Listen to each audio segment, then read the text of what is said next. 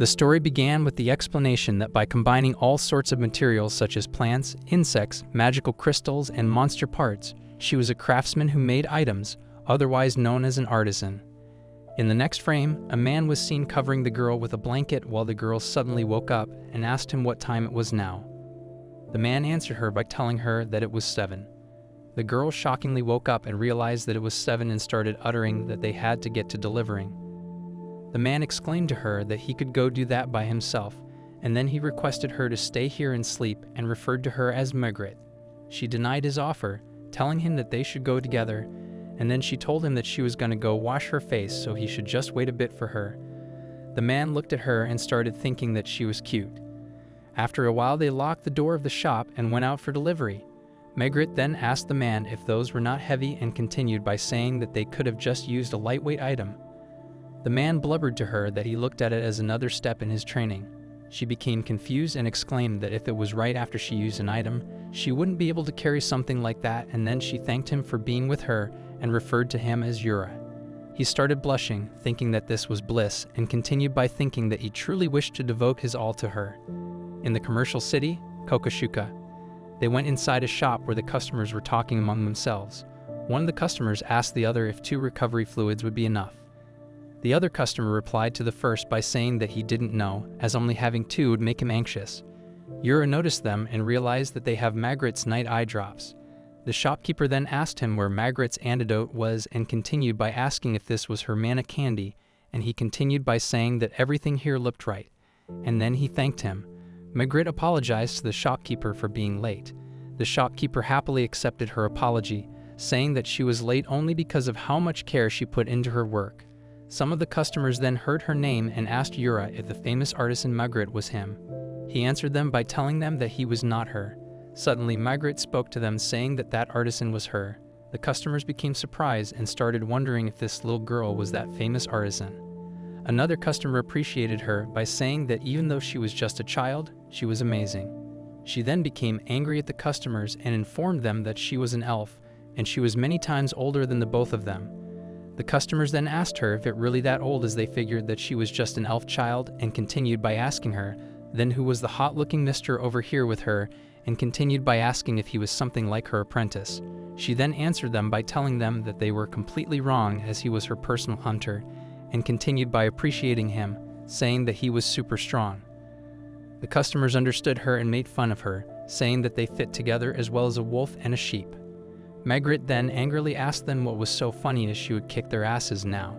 Yura then tried to stop her. Suddenly a man came there and asked her if he could ask her a question. She then questioned him back by asking what he wanted to know. He then asked her if she were to make an item, how long would it take? She answered to him by saying that some take no more than a day to make and others take more than a decade. The man became flustered after listening to a decade and understood her. She then blubbered to him that she got it now and continued by asking him if he had an item he wanted made, and then she asked him to tell her about that. He then asked her if that would be okay with her and continued by informing her that he was on a quest, and the ruins he was currently exploring were the dwelling of gigantic fire toads. She understood him and asked him if he wanted an item that could handle flames. The man replied to her by saying yes, and continued by telling her that that was exactly what he wanted. She then started wondering if that would be possible, and then they left the shop. Yura told her that as far as they still had some left, so they didn't need to get any, and then he explained that when she was thinking about making an item, she held his hand, because by this she meant to tell him that he should take her home. At their home, Margaret was eating food while Yura poured some coffee in a cup and served her, and then he sat in front of her while drinking his own coffee. She then appreciated the food by telling him that it was delicious. She then suddenly woke up and ran inside and wrote an equation on a piece of paper while thinking that the absolute zero functioned as a defense against flames. She then told him that she wanted to go collect some ingredients and continued by telling him that they were at Mount Kalulu. He understood her. She then apologized to him for being so sudden. He smiled and uttered to her that there were no worries, and then he wore his armor. She then asked him if he was all ready. He replied to her by saying yes. They then went downstairs to the Atlier's underground magical transfer circle. She then explained to him that what they were looking for was the snow crystal beetle, as the chill of this work worked well for defensive items, and continued by telling him that it was a very rare insect ingredient, but it was gonna be her no matter what. She then drew the insect on paper and threw that paper on the underground transfer circle, and they got transferred in the middle of Mount Kalulu. After reaching there, she uttered that it sure was cold here, but she would not be losing to something like snow, and then she asked him to come with her.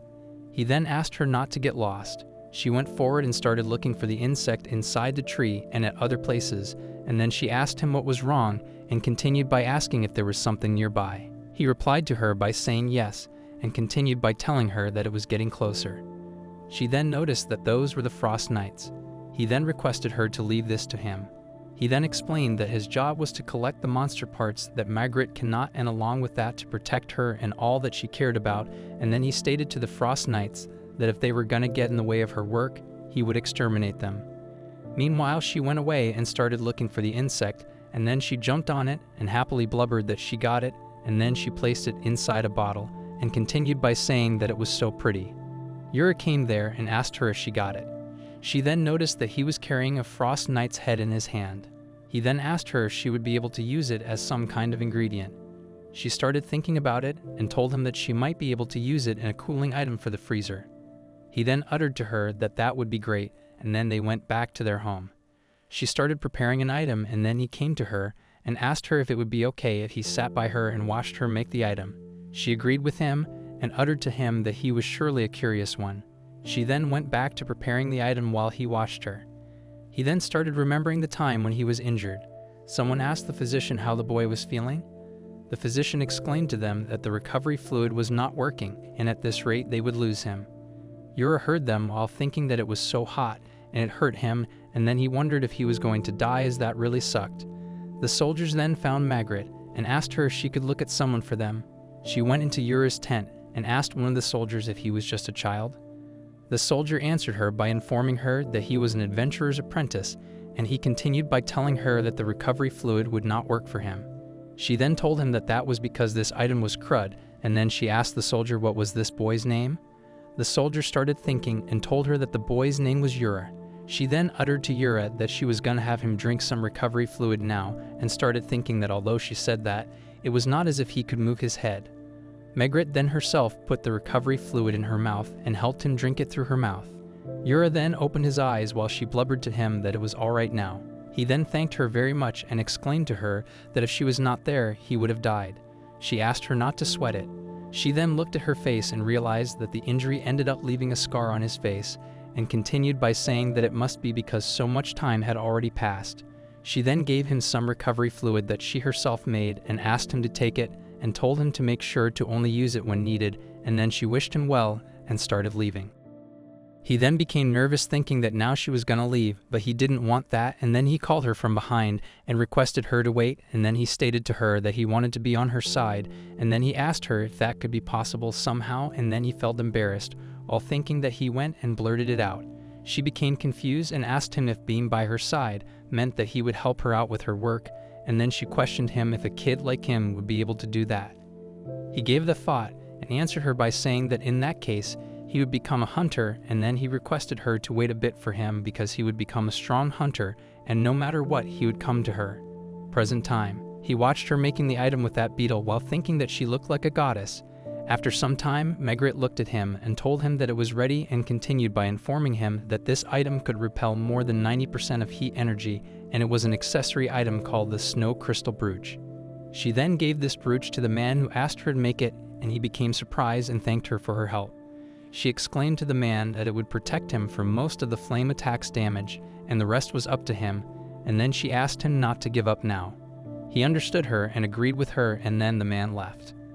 Margaret then went back to Yura and muttered to him that now they should complete their shopping and head home.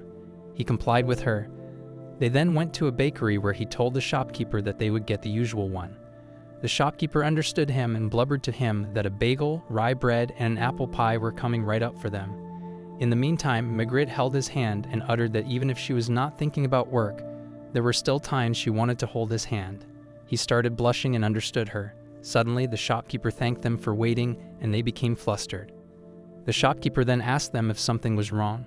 They took their order and started walking towards their home through the forest. Margaret then mumbled that with that all done, she would better get to restocking ingredients that she would need for recovery fluids and antidotes. Yura then asked her if there was something he could help her with. She gave it a thought and smiled, telling him that a delicious cup of coffee would be great. He smiled back to her, saying that it was coming right up. He then started thinking that at this atelier, he would continue to protect her everything. Yura was seen fighting a dragon, asking it to relax as he would not make it hurt. He then used his sword and slashed the dragon's neck. He then noticed that Margaret was noticing him, and then he went towards her. She appreciated him by telling him that he did a good work. She then climbed on the dragon's body and told him that its heart was right here. He understood her and started taking out the heart of the dragon with the help of his sword. She looked at him and started thinking that her hunter was always so cool. At their home, Margaret was preparing an item from the heart of the dragon, and after a while, she happily stated that she was done. Yura blubbered to her that today was a pretty short one, and then he served her coffee, telling her that he had made breakfast, and then he mumbled to her that they should eat and then go deliver the goods. She understood him and started thinking that she was an item maker, and continued by explaining that an item was something that, from the process of combining various ingredients, could be crafted. She then started eating breakfast and told him that it was delicious. He smiled, saying that it was great to hear that. She again started thinking that there was the one who helped her out with fetching those ingredients. This man was her personal hunter, Yura. He then asked her what was up with her. She replied by telling him that it was nothing, while thinking that his smile was like that of a saint, and then she started wondering what was with this desire she felt, as she just really wanted to see the face Yura makes when he was worried. He packed the goods and then they left the house. At commercial town Kokoshuka. While walking, Margaret was thinking how she would go about doing that. They then went inside the item shop and delivered the goods. The shopkeeper thanked them very much, saying that he would be relying on them again for Monday. They understood him.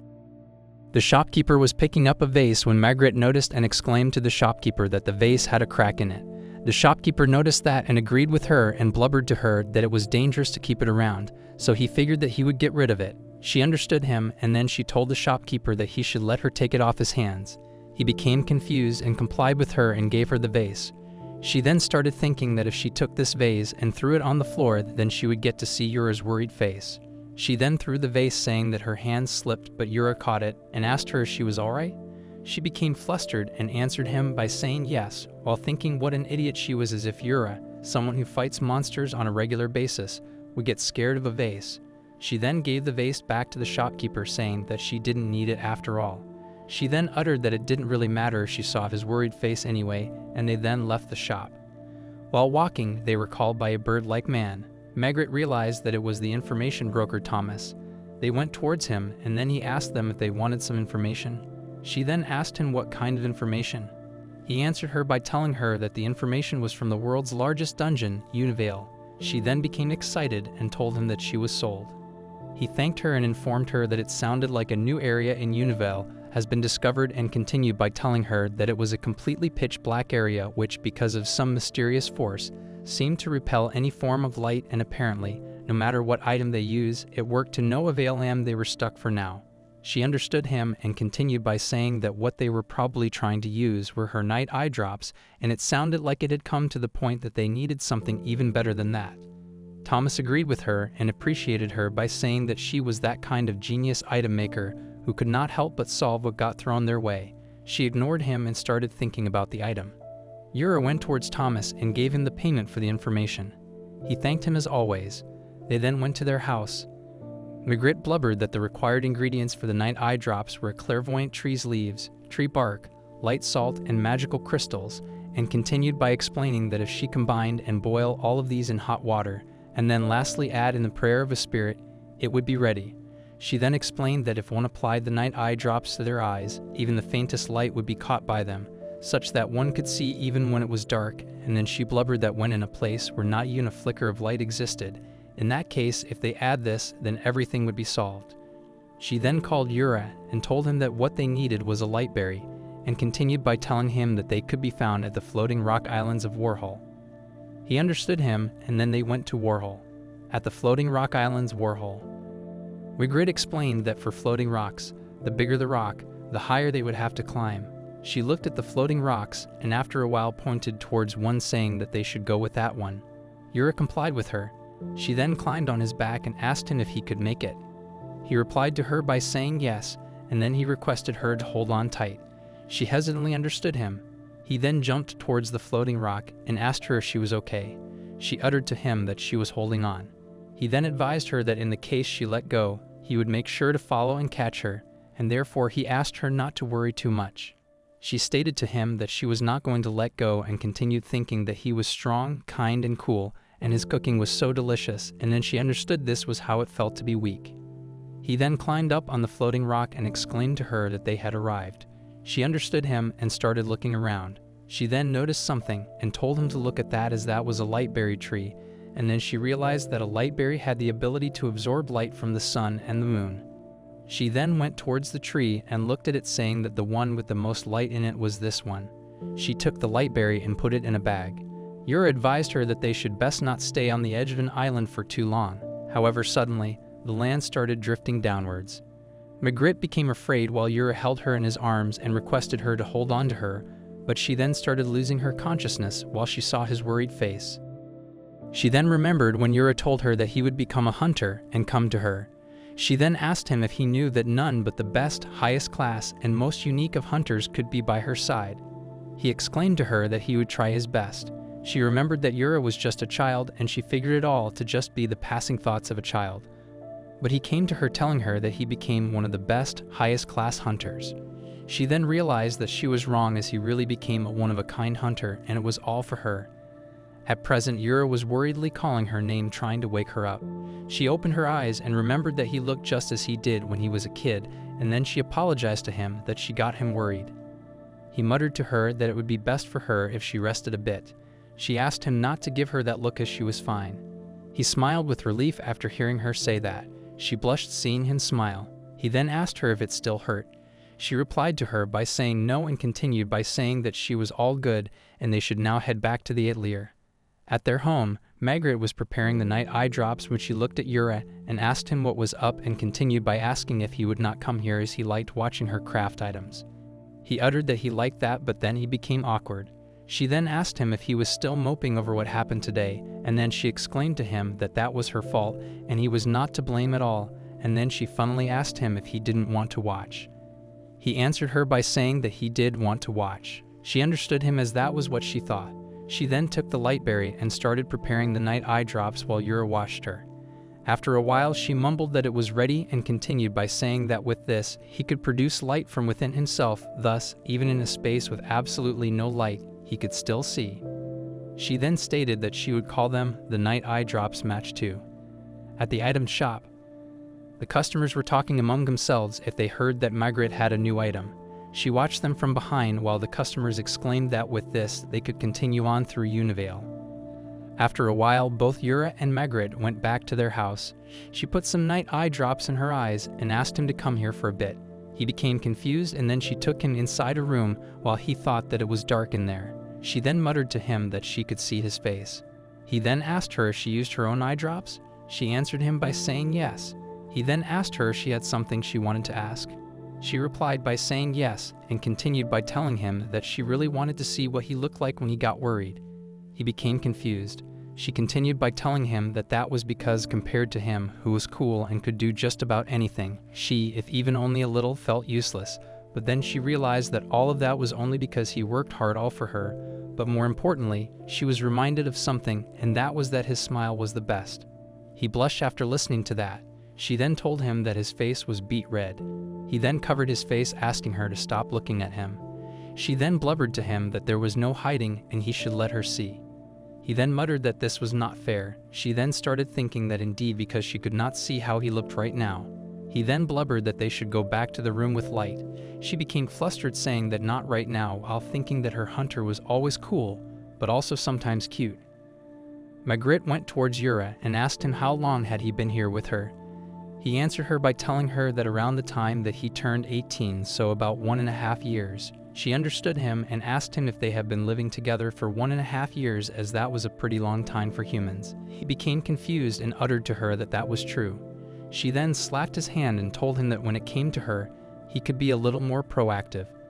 She then went to her room and started thinking that yesterday she actually said something like that, and then she wondered if the relationship between him and her was clearly that often employer and employee, as it was not like they were lovers or anything. But for her to say something that came across as it was alright to make a pass at her must have sounded really weird.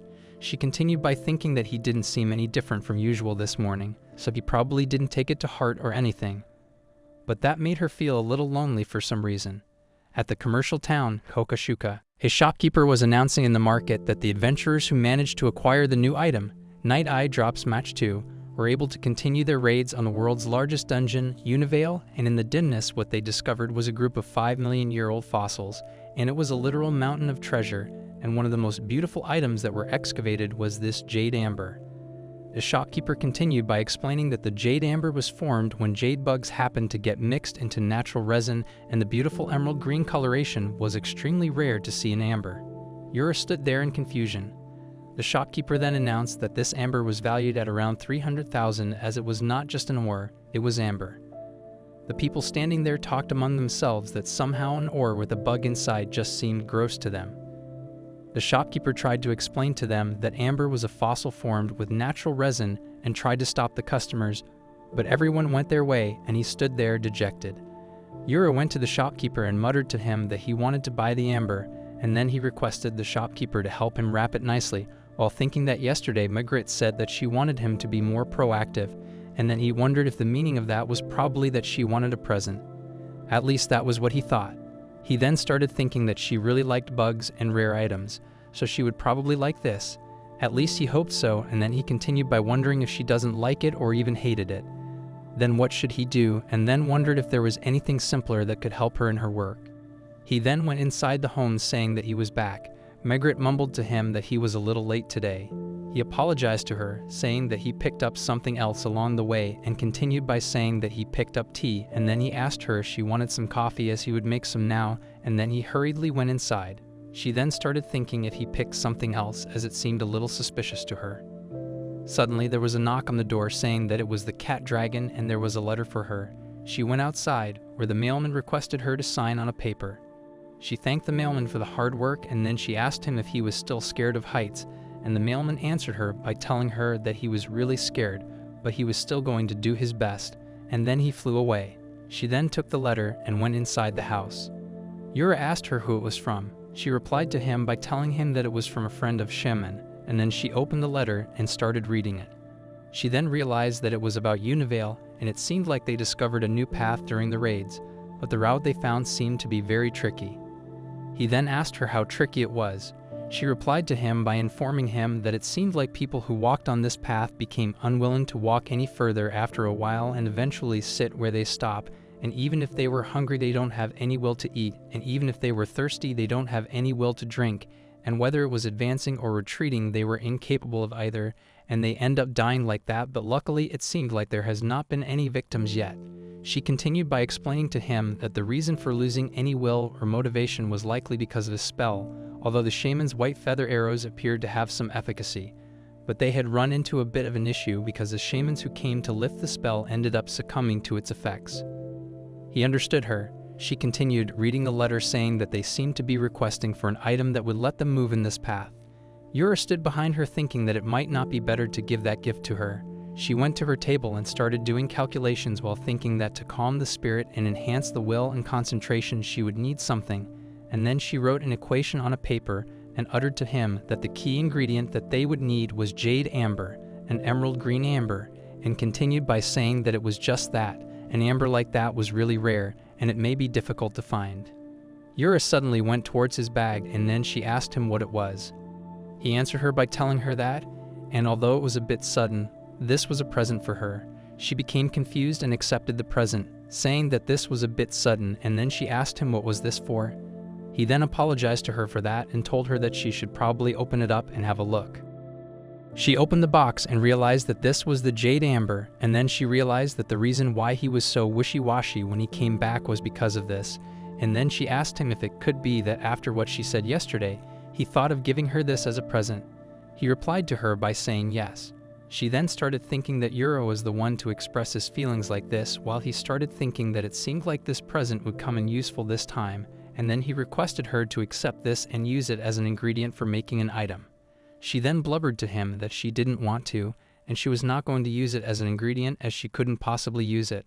He became confused and asked her why. She answered him by telling her that it was because it was a present from him, and she wanted to treasure it, and continued by saying that how could she possibly use a gift as an ingredient, and then she went back towards her table saying that she was going to recalculate everything again, and then she started doing her calculations while he stood there. After a while she found the solution and exclaimed to him that they should go gather the ingredients, and the place they were going to was the 8 Layers courtyard. Magritte's favorite courtyard. She explained to him that they were going to pick those fruits over to the right. He understood her and lifted her up and made her sit on his shoulders. He plucked the fruits out of the tree and started putting them in the basket. He then realized that the fig fruits here were going to replace the amber. She agreed with him and explained to him that there were many different ways to make a specific item, and completely different ingredients could be used to make items that have similar effects. They then collected the fruits and went back inside. She then prepared herself, saying that she should start making the wine. He then asked her if it was a wine type item. She answered him by saying yes, and continued by explaining that this was how the 2 different recipes differ slightly, as the magic reaction that happened when using the natural resin mixed with the jade bug and the magic reaction that happened when using the fig fruit were about the same. So she just put all the ingredients in and pour in the distilled spirit at last and leave it to pickle for about 5 hours, and it was done. After 5 hours, she looked at the ingredient, saying that it was looking pretty good. She then poured the wine inside a bottle and uttered that it was done, and stated that the name of this item would be something that released vitality and willpower and strength, and then she finally announced that it was called the strength wine. She then mumbled to him that she didn't think that she had seen him drink alcohol before. He exclaimed to her that he had never drunk alcohol before. She then wondered if that was so, as she also didn't really drink that much, but it was nice to have some every once in a while, and then she asked him if that was the case, then they should try some tonight. He smiled and complied with her. She muttered to him that they should just stick to coffee today. He became confused and blubbered to her that he would go and nix some now, while she looked at him going. She then started explaining that the strength of wine tasted sweet and delicious, but its primary use was to be drunk to safely pass the path that saps willpower and energy, and continued by explaining that if one drink it in other situations, not only will there be an excess of motivation, but it was likely that it would also cause an inability to suppress feelings and desires, so one has to be cautious with it. In the meantime, Yura prepared the coffee and served it on the table, and then she called him and told him that this was the water that was used to make the strength wine, and then she asked him to come and taste it a little. He then wondered if that was water, and then he drank it and continued by telling her that it tasted a little sweet. She then informed him that that was because it had a little wine in it. He became confused, and she continued by telling him that it just had a few drops of the wine in it, so the alcohol percentage was super low, and then she started thinking that even though she said that, the effects of the item should still be there, and since Yura was super serious, he might open up. Yura then went extremely close to her and grabbed her, telling her that he was not good with alcohol, and then he collapsed in front of her. She became flustered and asked him to get himself together. Next morning, he apologized to her and thanked her for the medicine. She blubbered to him that she was the one who should apologize. He then explained to her that he was really not good at holding his liquor, as after a single sip he ended up collapsing, and his hangover on the next day was usually terrible, and he was embarrassed, so he lied to her and said that he had never had alcohol before. She then understood it. He then again apologized to her that he was unable to drink with her last night. She then explained to him that he should not worry about it. She then grabbed his hand and hugged him, saying that compared to drinking alcohol with him at night, drinking coffee with him every morning makes her happier. He blushed and thanked her. She then started thinking that having someone as dependable as him around was really nice after all. He also started thinking that she, with her kindness, takes care of him as usual. They then both together thought that it made them feel better. "You're a someone, how does it taste?" The person replied to him by telling him that it was delicious, and then he asked him if he really liked cooking. He answered him by saying yes, and continued by telling him that cooking really made him happy. The person then started thinking that recently he had been thinking a lot about Yura. At Magritte's house, someone knocked at the door, and she went to open the door and noticed that there was a man standing in front. The man then asked her where Yura was. She became confused and questioned the man back, who he was and what business he had with him, and then she started wondering if he knew Yura. The man also started thinking that this brat was a little stuck up, and then he asked her if she was his employer, Magritte the craftsman. She answered him by saying yes, and continued by asking what about it. The man then smiled and made fun of her, saying that she was a shorty, and continued by mumbling to her that she was not compatible with Yura at all. She then started shouting at him, saying that he was rude, and then she asked him to get lost immediately. Suddenly Yura came running after listening to her voice and realized that the man standing there was Lennart. Lennart greeted him saying that he had not seen him in a long time. Yura then asked him what it was and what was he doing here. He replied to him by telling him that he had a little business. Margaret went towards Yura and asked him if he knew this shitty guy. He answered her by saying yes and continued by informing her that he was his partner during his training. She became shocked after listening to this. Lennart then called her and informed her that he was a hunter and he would be heading to the labyrinth of Univale, and he came to her to get a few items made. She furiously asked him what kind of joke was this, as who would make items for a brat like him. Yura then punched Lennart in his head, asking him why he was being so rude, and continued by asking him if he was not the one who said that one had to be polite when someone was asking for a favor.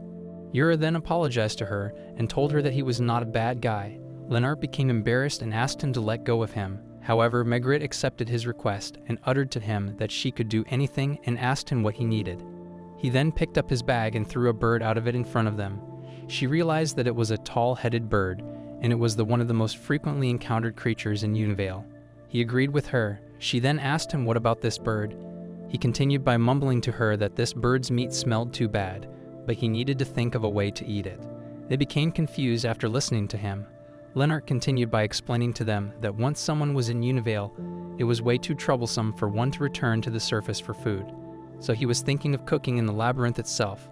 He also added that tall-headed bird was considered a bird-type creature, so some of them were thinking of using it as a cooking ingredient.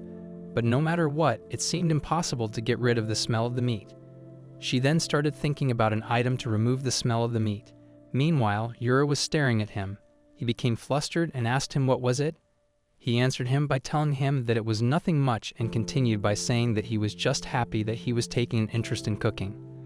Lennart then asked him why was he happy about that.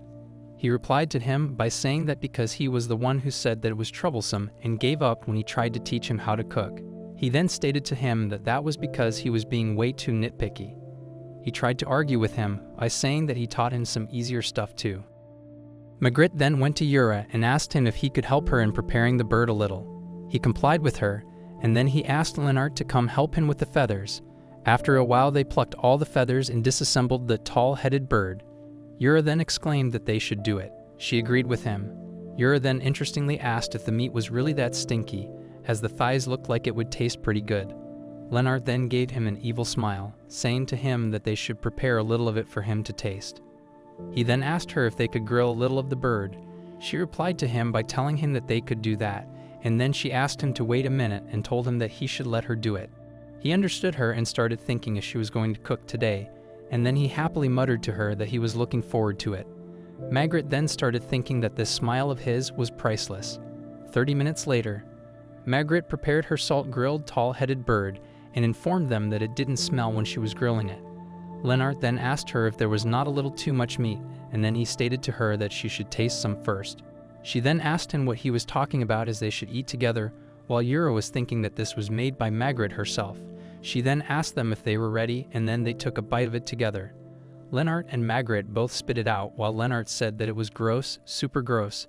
Margaret exclaimed that it smelled like a combination of rotten egg rolls and something else she couldn't put her finger on as it was terrible. He then started arguing with her, saying that she made something super gross. She also argued back with him by asking him what was he talking about, as it was clearly the meat's problem. They both then looked towards Yura, and Lennart asked him what he was doing, and then he told him to hurry and spit it out. Yura was thinking that this was made by her personally, and then he blubbered to them that it was really delicious. She became shocked by asking him how that could be delicious, and then she asked him not to hold it in and spit it out. After a while, she muttered that it looked like this meat's smell was really bad. Lennart also blubbered that this meat was really smelly, while Yura was standing there in silence as his nose was still filled with the stench of the meat.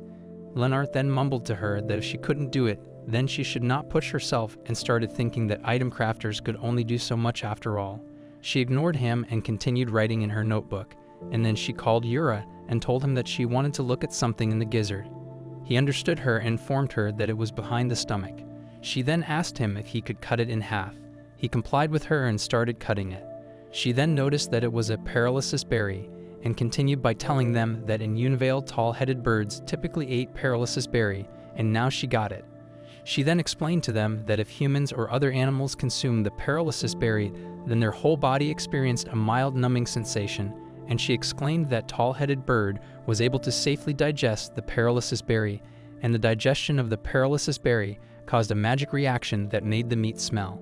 She continued by informing them that an ingredient that could neutralize the paralysis berry was the paralysis-eliminating wormwood, and she added that paralysis-eliminating wormwood could eliminate mild numbness and was fragrant.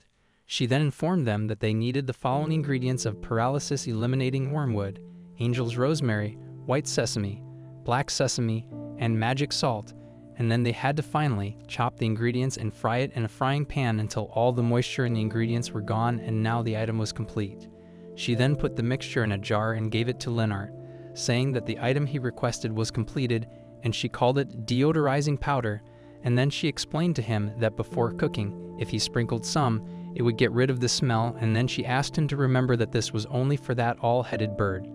He then asked her if this could really get rid of the smell. She answered him by saying yes, and continued by telling him that if he was not convinced, then he should try it yourself.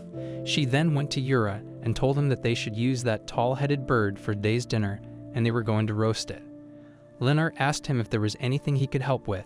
He replied to him by saying no, as he was a guest, so he could just sit tight. She then went towards Yura and told him that she wanted orange juice. He complied with her and uttered to her that he would go and squeeze some. After he left, Margaret went towards Lennart and asked him if the reason he came to make this request of her was just so that he could come to see Yura, and she continued by asking him if she was right. He answered her by telling her that she was half right. She then asked him how she was half right. He then explained to her that today he also came to see what kind of a person she was, as Yura was a serious guy, but he was also a bit simple-minded, and that was why he was a little worried, and if she were not taking good care of him, he was going to take him away, even if it was by force. She understood him and became confused. He then started thinking that whether doing this was a good idea or not. He was not sure either, but the times he was partnered with Yura was some of his happiest days, and if only like those days, he could work with Yura again. But that guy seemed happy, so he was glad for him, and then he stood up. She became confused and asked him where he was going. He answered her by saying that he would be leaving now, and continued by saying that they too should enjoy the barbecue. Yura then came there with the orange juice and asked him where he was going. He apologized to him, blubbering that he would be leaving first. He became confused and again asked him why he was leaving. Lennart then rejected the idea of leaving and sat there to eat dinner, while thinking how could he leave after he made a face like that. Margaret then asked him if he was not leaving. He then ate the food and appreciated that by saying that it was not bad. Yura too exclaimed that it was good. Lennart then informed him that he had shifted his base to Kokoshuka. Yura asked him if he really did that, as if that was true, then they would be neighbors, and then he requested him to come again. Lennart became flustered, saying that he did not come here just to play today. Yura mumbled to him that he would go see him often too. He understood him, but suddenly Margaret sat between them. Lennart then angrily asked him what was she doing. She started thinking that he was not the one who should be beside Yura, while Yura was happy, thinking that they seemed to get along, and he was glad because of that. Margaret asked Yura if this was a quitch. He answered her by saying yes, and continued by telling her that this time he added in spinach, bacon, and potatoes. She became happy, saying that she loved potatoes, and after taking a bite, she appreciated the food by saying that it was delicious. He looked at her while thinking that she looked really happy. She then called him. He asked her what it was. She answered by saying that she wanted to go to the storage room to look for something, and then she asked him if he could come help her. He complied with her and went towards the storage room with her, and started thinking that ever since he came to her side, every day had been filled with happiness. After reaching the storage room, he asked her what she was looking for. She replied to him by saying that she was looking for a white gold chain that could be used to make a necklace, and there should be one around here somewhere, and continued by telling him that she wanted to use it to make an item. Yura then started explaining that this storage room was full of raw ingredients used to make various items, and it also served as storage for some of her completed items, and there were so many items, and he continued by thinking that she had been making items before he was even born, and since the moment they first met, 10 years have gone by, and before he was able to return to her side, he was not able to sure she would have forgotten him by then, and he felt uneasy and anxious on his way to her. But Margaret looked exactly like how he remembered her, and she took him in with open arms, saying that he had really grown. She then found the necklace and tried to take it from above the shelf, but she was not able to do it because of her height. Yura then took the necklace and gave it to her, and she then thanked him. He then asked her what kind of item was she going to be making. She smiled and mumbled to him that before it was completed it was a secret, and then she started making the item with the help of the necklace. He sat on a chair and started looking at her while she was making an item, and started thinking that sometimes he wondered how much longer does he had to stay by her side, and how much longer would he be able to protect her as she was an elf, but he was a human. Magritte then called him and he came out of his thinking. She then asked her what was wrong, as she had been calling his name for a while now. He apologized to her and started mumbling to her that he was thinking about something. She then told him that the item was done and continued by saying that she used the present he gave her, the jade amber, to make a pendant especially for herself. She also added that while this item did not have any special effect or anything, it was her protective charm, but jade amber on its own had very strong healing powers, and if one worked with it a little then one could make an incredibly recovery item, and continued by telling him that she was satisfied enough with this to have it with her at all the times. He then suddenly hugged her and apologized to her for it, but for just a moment he wanted to hug her. He then started thinking that these troublesome and pitiful feelings of love envelope his whole body with happiness, but her lifetime was different from his, and even so, in this moment, the time that they spent together was one and the same. After a while, Magritte wore the pendant and asked him if it looked good. He answered her by telling her that it was really nice and it looked really cute on her, while thinking that in the time that they spent together, it was enough to be able to live happily with one another. The next scene started with the explanation that the name of this labyrinth was Univale, and its structure was similar to that of the deeply planted roots of a tree. However, its detailed structure remained unknown since it had not been completely raided yet adventurers continued to relentlessly challenge it, and this labyrinth was the largest known labyrinth in the world. In the Univale labyrinth, a group of adventurers arrived at the labyrinth. The leader of the adventurers exclaimed that they were here, and from this point onwards it was uncharted territory, so they should be careful as the fog was really thick here. One of the adventurers asked the leader what they should do and continued by asking if they should continue to advance. Another adventurer answered him by telling him that he had heard there were a number of teams that have advanced to other places further than this point already. Their leader rejected the idea of advancing by saying that they had to prioritize investigating this area and they could not let such places remain unknown and unexplored, and continued by saying that while advancing was important, it was also an important duty of adventurers to gather comprehensive and accurate information on Univale to convey to those above ground. One of the adventurers then noticed something, and the leader then asked him what was wrong. He answered him by saying that it was nothing, but he just thought that he heard something. Another adventurer asked him what it was, and then he realized that now that he mentioned it, he also heard something.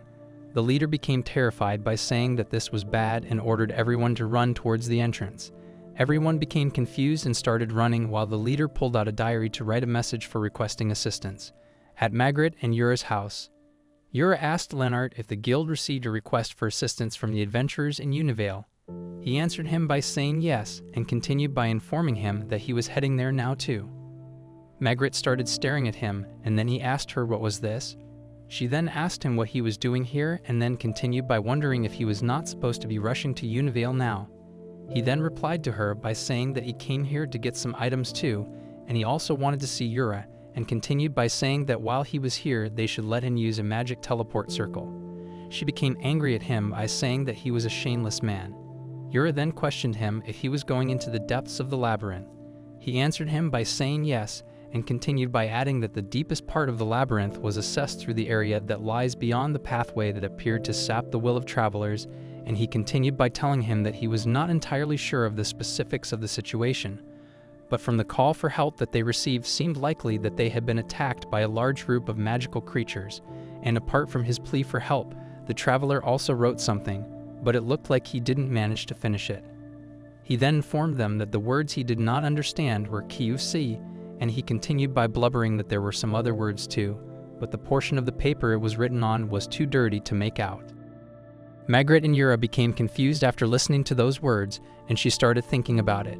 Yura then asked him if he would be going out there alone. He replied to him by saying yes, and continued by informing him that out of the adventurers who had the ability to enter that kind of place and were free right now, he was the only one available. Yura then started staring at him.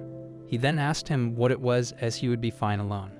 He then gave him a list and requested him to help him prepare the items on this list. Magritte then started thinking that Yura looked really worried, and then she stated to him that they should also set off for Univale too, as they could do their part to rescue the adventurers too. Lennart became shocked after listening to this. Yura became happy and started saying that he would start making some bentos using the ingredients they had now, and then he requested her to wait a moment. Lennart became confused and tried to stop him as he was unable to understand anything. Lennart then asked her what her plan was, as it was not like he asked her for help or anything. She replied to him by saying that it was because Yura would be sad if anything happened to him, and continued by saying that also her item crafting abilities might come in helpful in rescuing the adventurers. She then started thinking that she had also liked hearing the rumors and stories about Univale, as people say that it was a treasure trove for materials and a very charming place, but to be honest, she was not that comfortable with the thought of Yura going there. The entrance to Univale Requiem Tree. The gatekeeper recognized them as the hunters Lennart and Yura, and the item crafter Magritte, and then he asked them if the goal of their party of 3 was to rescue the adventurers. They replied to him by saying yes, and then the gatekeeper requested them to proceed, and he wished them the best, and then they entered the labyrinth. She looked at it and uttered that it was the same as always. This unique atmosphere, and looking at it again, now she wondered what on earth could have created a dungeon like this, as she couldn't believe that this was man-made. Lennart apologized to her for interrupting her, and then he advised that they should get going. She then asked him if it would take about a week to get to their destination. He answered her by telling her that if it was just Yura and him, then they would be there in a day. She became shocked after listening to that and wondered what should they do now. Yura held her in his arms and asked her to hold on tight, and then they jumped inside the labyrinth. As soon as they entered the labyrinth, a monster attacked them, and she realized that it was a wyvern. Yura signaled Lennart, and then they both jumped and sliced the monster's neck with their blades. Magritte was awestruck, and then she hugged Yura. 2,000 meters below the surface. Lennart stated that they were pretty deep in now. Yura then asked him if there were any shortcuts up ahead. He answered him by saying that although it was a troublesome shortcut, there was one. Yura then blubbered to him that the last time they came somewhere this deep was in the test to become a hunter. Magritte then started thinking that the adventurers capable of reaching this point should be pretty well trained and well prepared, and then she wondered what on earth could have happened to those travelers who called for help, as the situation that they couldn't even convey properly in words. Lennart then called her and told her that they didn't have time to rest or space out. She understood him by saying that she knew that. They'd all then started moving down the surface while encountering monsters and finding different ingredients, and after a while they reached 3,900 meters below the surface when Yura asked her if she was alright. She replied to him by uttering yes, and continued by saying that even with this temperature-regulating item, it was still really hot for her. Yura exclaimed to her that it was probably because they had walked a while too. Lennart muttered to them that there were so many attacks by magical creatures today, and for some reason he felt like they were targeting the two of them more than him. After walking for some time, Lennart informed them that they were here, 4,000 meters below the surface, the current deepest known point in Univale, unopened area. Yura realized that this area was pretty chilly. Lennart advised them to be careful as the fog here was pretty thick. Magritte then started thinking if the word ki referred to the fog, and then she started thinking of the words Kyusei, and continued by thinking if the adventurers were killed instantly, then they couldn't have possibly written that, and that probably meant that at the time they were not able to move very well, and it probably was not poison either. And she also added that if it was poison, then they would have a few minutes or even longer before they were unable to move, and they would have been able to leave more information in that case. She then concluded that they were not able to move very well if that how it was. Yura and Lennart then noticed that there were statues. Yura then blubbered that it looked more like a person. She then told them that that was right, as they were the statues of the adventurers who called for help, and then she wondered if the word sei could have been referring to petrification, and then she started thinking what you could mean. Suddenly, a monster came in front of them, and Yura exclaimed that they were gargoyles. Lennart said that he had a feeling those things would move. She then started thinking that now they knew what you meant, and then she started rummaging into her bag when Yura called her. She mumbled to him that she got it and asked him to leave dealing with the petrification to her. He understood her and told her that she should leave the monsters to him and Lennart. The gargoyles then attacked them, and their body then started crumbling when Lennart realized that it looked like these monsters could regenerate. Yura then uttered that it was troublesome. Magritte noticed them from a distance, and then she started thinking that if ki referred to the fog, sei referred to the petrification, then what could you refer to? She then called both of them, asking them to come over there for a second, and then she told him to put these on. Lennart questioned her what were these. She answered him by telling him that they were just earplugs. He became confused, and then she started explaining to them that "you" in Kiyuv-se was referring to a song, and the answer to the mysterious message left by the adventurers was that they heard the song that echoed from the fog, and then they became petrified as a result. And she also added that the one who was singing this mysterious song was probably the boss of this area, and the boss was probably hiding in the thick fog. Lennart then asked her why the boss was not using this song of his to attack now. She answered him by explaining to him that the boss probably decides on his attack strategy based on the ability of the adventurers who entered the area, and he was choosing to avoid them for now, and she continued by saying that if they didn't defeat the boss, the gargoyles were going to keep regenerating. Lennart then asked Yura if he had any idea where the boss could be.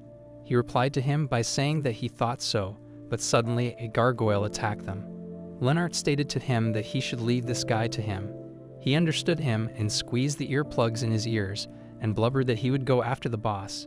He then jumped upwards and grabbed a branch and then started thinking that he could sense breathing. And then he realized that the boss was moving, and then he wondered where it was. Margaret then listened to the song and realized that the boss had noticed that Yura was on the move, and then she started thinking that it looked like that just blocking their ears was not enough to completely combat the petrification, and Yura then came back to the floor and started wondering where the song was coming from, and then he decided that to accurately find out where the boss was, he had to remove the earplugs from his ears. He then heard the source of the song and leaped towards the boss, saying that he found him. Yura then attacked the boss with his sword, and Margaret realized that it was a diva. He then again attacked the boss monster and defeated it. After defeating the boss, the gargoyles also stopped attacking, and Lennart uttered that it finally stopped. Margaret then dashed towards Yura and hugged him. Margaret then blubbered that they still had to treat the petrified adventurers, and it was a little difficult to treat them after they had been fully petrified. And then she continued by saying that the diva used their song to attack, activating an abnormal state of sleep, and this was the first time she had encountered a type that could petrify, and it would probably be best to think of a treatment using materials on the diva. Lennart then suddenly turned to look at Yura, and he asked him what happened. He replied to him by saying that it was nothing.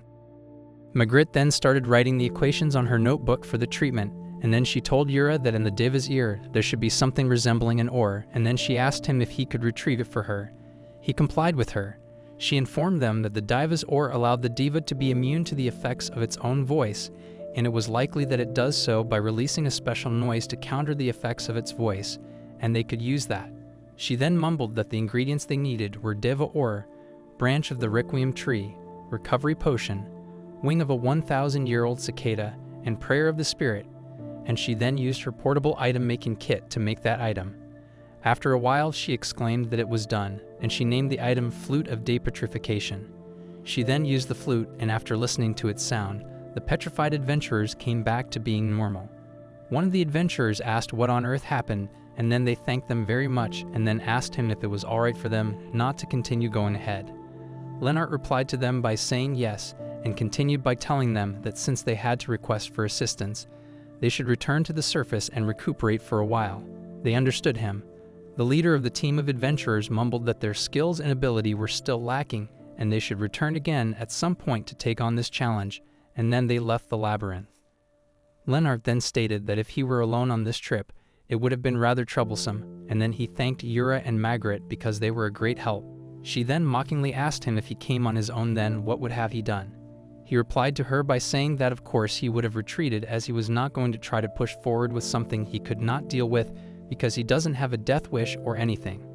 So even if he was alone, there was no need for them to worry, and then he told Yura that he was talking to him as he was a worrywart.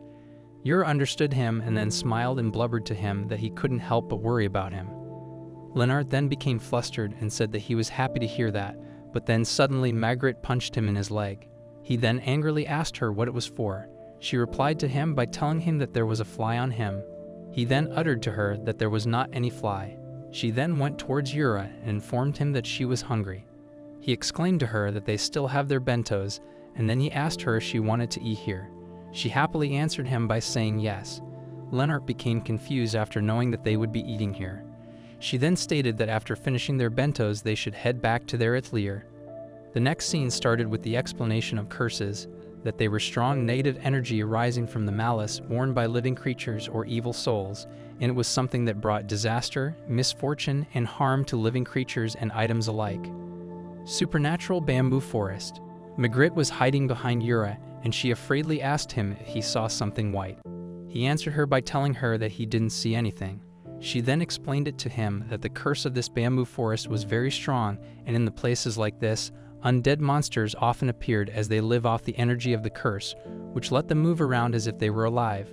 While the curse in this place was powerful, but it was not as strong as that of Univale, and speaking of Univale, that had a different quality to begin with. She then asked him if his body was alright, and continued by asking if there was anything that felt off.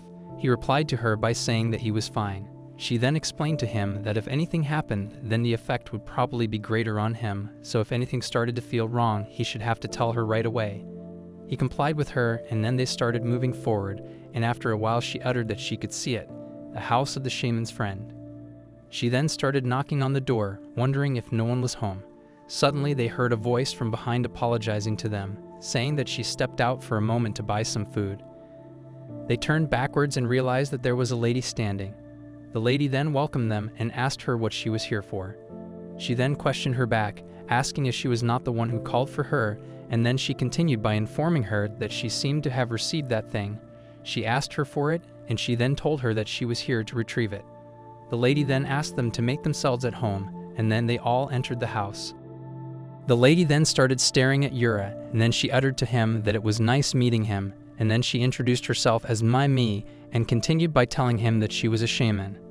He also greeted her back, and was about to introduce himself when she asked him if he was the hunter working for Magritte, as she had heard of him from her. She then touched him and asked him what she could do for him, but then suddenly Magritte came from behind, and grabbed her tail, saying that she was not allowed to touch Yura so weirdly, and continued by saying that the only one who could touch him was her. Me then blubbered that she didn't know that Magritte was so possessive. Magritte then requested her to just bring the thing she requested here. She complied with her. Magritte then asked Yura to wait here for a moment. He understood her. Me then showed her the product, saying that this was it, a heavily cursed item, black curse key, and she continued by warning her that this item was very dangerous, so she had to be very careful when using it. She understood her by telling her that she got it. Me then asked her what on earth does she need something like this for. She replied to her by informing her that there was an item she wanted to make, and this was one of the materials she needed. Me understood her. Magritte then stated to her that she was just going to leave the money here, and then she started leaving. Me then asked her if she was leaving already, and then she requested her to at least have some tea. She rejected her offer by saying that she wanted to leave this bamboo forest as soon as she could have. Me then mocked her by saying that she was afraid of the undead monsters. She replied to her by saying that she was not afraid of anything. Me blubbered to her that it was not good to lie. She then explained to her that while generally speaking she was afraid of them, but it was not like she feared all of them. As for phantoms, she hated them since they were so stealthy. Me then remembered something, and then she told her that there was an item she would like her to make for her, and continued by informing her that she would like her to make some new tobacco for her, something stronger. Magritte then asked her if the tobacco she made the last time was not effective against the undead anymore. She replied to her by informing her that the monsters were evolving every day. Meanwhile, Yura listened to them and became confused after listening to tobacco. Magritte then asked her to let her see, as she could probably make it from the materials here, and if she could make it then she would do it right now. Me then asked her if she would really do that, as that was great. Magritte then started writing in her notebook and informed her that they should replace the material they used the last time with salt leaves, and the ingredients she needed were benzoin, cinnamon, dragon's beard, and some new scales of a light butterfly, and then she asked her if she had them. She replied to her by saying yes, and continued by saying that she just didn't have the light butterfly scales, and informed them that the type of butterfly did sometimes show up in this forest. Magritte became skeptical after thinking about the bamboo forest. Yura then blurted to her that he would go look for it, and then he asked her to tell him its distinctive features. She then asked him to wait a minute as she would come with him, and then they both left the house. While walking, he asked her what kind of item was light tobacco. She answered him by telling him that it was an item that could exterminate undead creatures, and continued by explaining to him that the smoke from light tobacco had the power to lift and purify curses, but it was not incredibly strong or something. And there were other items that could also exterminate the undead, such as holy water, crystals, and the like, and it's just that Mai prefers to use tobacco. He then blubbered to her that she seemed to get along well with her. She wondered if he was talking about Mai, and then she told him that it was nothing like that at all. Suddenly, a butterfly came in front of her, and then she informed Yura that it was a light butterfly. Yura used the net and caught the butterfly. She became happy, bumbling that that was great. But then suddenly something reached out behind her, and she became afraid, as the curse was saying to her that they should play together. She then started shouting, and Yura became alert and called her, and then she ran towards him and hugged him. He then noticed that they were surrounded by the undead corpses from all sides. At Mayumi's house, Mai asked her if the phantoms appeared, and then she uttered that she should have gone long too. Margaret muttered to her that it was fine as Yura chased them away, while thinking that she ended up crying in front of him, and then she continued by informing her that they got the scales of the light butterflies, so they should now make the item. She also agreed with her. She then explained to them that the ingredients they needed were the scales of light butterfly, cinnamon, dragon's beard, and benzoin, and then she started making the item. She then started explaining that the light butterfly, even though it was a bug, it possessed the power to remove curses, and the curses tend to be born for creatures of higher intellect, and if a curse manifests itself, it meant that there had to be a tragic story behind it. After a while, she exclaimed that it was done, the light tobacco which could cure undead creatures. Mai then tried the item, and Margaret asked her how it was.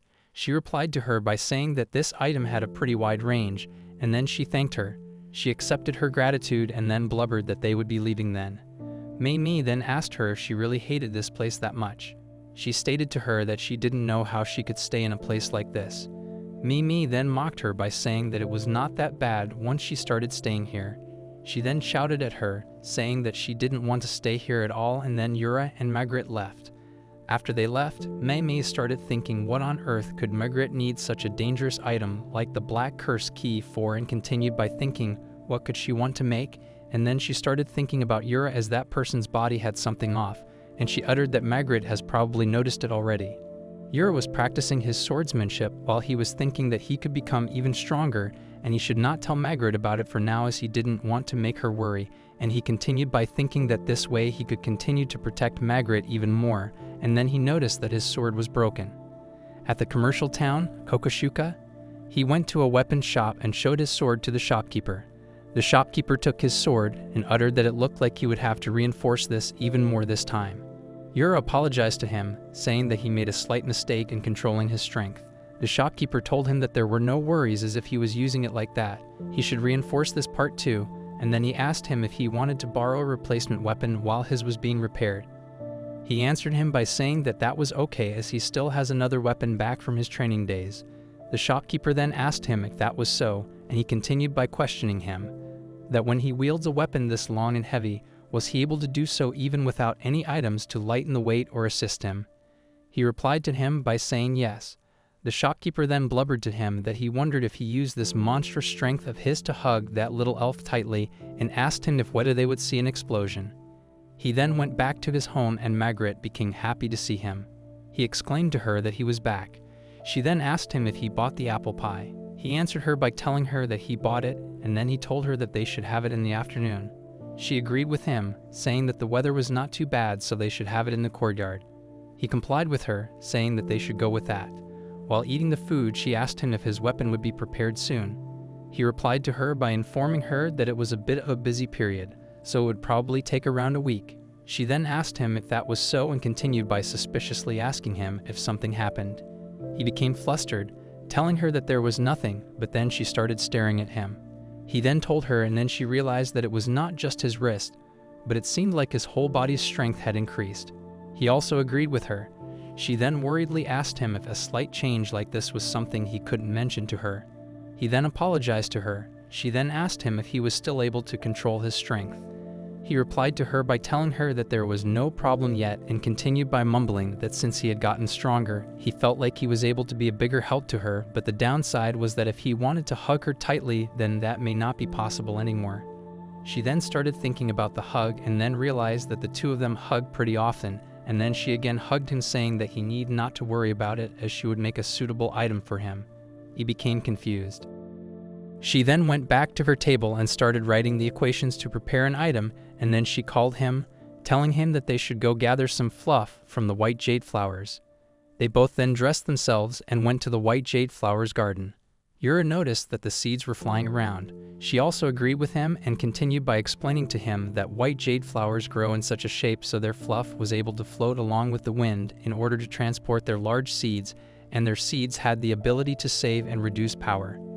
She continued by explaining to him that items made with materials possessing this ability become power-saving items, and this time they were going to need this sort of power-saving material, and then she mumbled to him that they should go collect some of the fluff. He complied with her. They collected the fluff and went towards their house. She then started thinking that she had collected fluff from white jade flowers, and then she took a spindle for weaving and explained that she used a spindle to spin the fluff into the thread. She then explained that the materials needed were the yarn from white jade flowers, the yarn from an air sheep, yarn from a spring bunny, and magical silver thread. She then started preparing the item while thinking that this item included white, blue, green, and silver colors, and it was a calming color palette, and then she continued by thinking that she was preparing a pattern to confer protection, help control strength, and protect Yura. After a while, she happily stated that the item was done, and then she called Yura and asked him to come over here for a second. He complied with her and went towards her. She then informed him that he could put this on now. He then asked her what was this. She answered him by telling him that it was a power-saving bangle, and continued by explaining him that this would make his attacks less powerful, but it would not decrease his latent strength, and continued by explaining that it would only decrease the amount of force he created with his strength so he do not have to worry. She then also happily explained to him that he could hug her with everything he had got now, but then she became embarrassed, thinking that she could not lift her head as she could not believe that she said something that embarrassing to him. He then reached out to her and hugged her. She then started thinking to herself that, as expected, he was really strong, but it didn't hurt her now. Yura then mumbled to her that he was really grateful to have her around. In the night when Yura was sleeping, Margaret went towards her table and started thinking that in the future, what others changed would happen to Yura's body, and if she didn't solve the root of the problem then it would become a pressing problem, but they could not act rashly. Margaret then started explaining that the first time she became aware of it was around a month ago. Next day, Yura wished her good morning and she also greeted him back, and then she noticed that the fireplace was going. He answered her by saying yes, and continued by telling her that it got really cold around dawn and he did not want her to catch a cold. She then started thinking that from what point in time did he begin to become a special existence for her, and then she wondered if it was when they met or when they were reunited or the first time they worked together. She then started remembering about the time when they worked for the first time together, and she asked him how old he was. He replied to her by telling her that he was 18. She then started thinking that that meant that he was only 8 back then, and then she realized that he grew so much in only 10 years, and then she continued by thinking it was as expected, as humans really do grow very fast. She then informed him that the ingredients for the recovery portion were dragon's heart, clean water, lemon, honey, medicinal mint herb, and green magic healing ore, and she continued by telling him that with these they should be able to make it, and then she asked him if he wanted to watch when she make the item. He smiled and replied to her by saying that he wanted to watch her. She then continued preparing the item, explaining to him that first they needed to add the medicinal mint herb and the green magic healing ore into a water container, and then add a few drops of the brine of the dragon's heart and adjust the taste using honey and lemon, and lastly, the prayer of an elf. He then asked her what was a prayer.